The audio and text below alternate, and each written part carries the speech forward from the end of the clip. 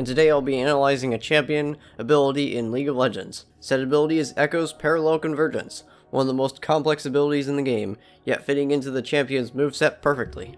This is Ekko's W ability, or third ability overall, including his passive. Before we proceed, any of the following numerical information about the ability is sourced from the League of Legends fandom wiki. Parallel Convergence has an active and passive component to it.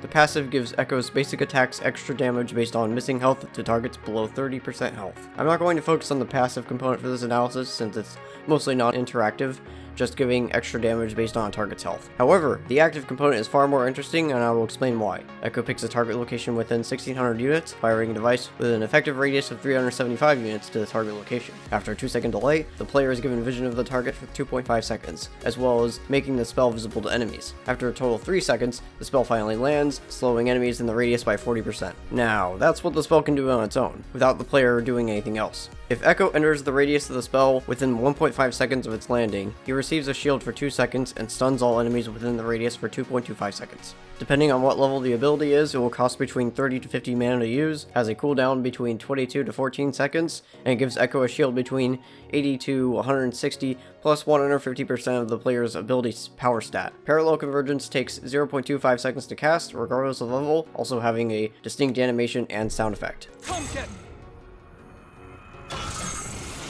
It sounds complicated, but it can be simplified to 3 steps. Designate zone. Zone appears after delay with slow and vision, and enter zone to get stun and shield. Now that the functionality of Parallel Convergence has been explained, it's time to discuss its purpose in game.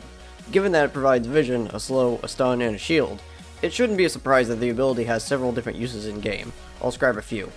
1. To gank champions in lane by surprising them with a stun and locking them down for burst damage. 2. To run away from combat by placing the ability in the path where the player will run, giving them a shield and potentially a stun if the pursuer catches up. 3. Also for running away, but targeting the ability where a pursuer will run so that they will be slowed, allowing Ekko to get away. 4. To stun a group of enemies in a teamfight, allowing Ekko and his teammates to get the jump on them, with Ekko getting a shield. 5. To halt the tower dive by stunning enemy champions, thus locking them in a place where they can be safely dealt with by Ekko and the tower damage. 6. Giving the player extra shield before going to trade blows with an enemy, shielding Ekko from potential blows to his health. 7. Stunning an opponent in lane to help the jungler deal damage to them in a gank. And the last one I'll mention, 8. Using the spell on a group of enemies trying to take a dragon or baron in order to stun them and swoop in to finish off the dragon, kill them, or both. Now it's time for analysis.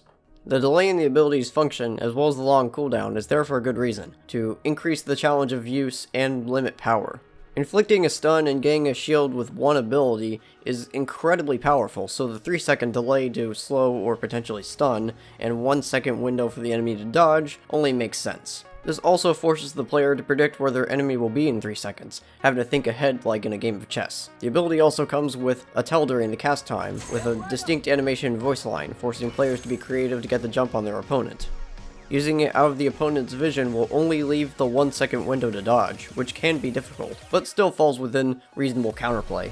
As for its synergy, it works incredibly well with Ekko's other abilities. Ekko's Q, Time Winder, can slow enemies, allowing them to get caught in Parallel Convergence easier. His E, Phase Dive, is a dash that allows Ekko to more easily close the gap towards the radius that the W creates, and Ekko's ultimate, Chrono Break, allows for Ekko to enter the radius of the ability while he rewinds.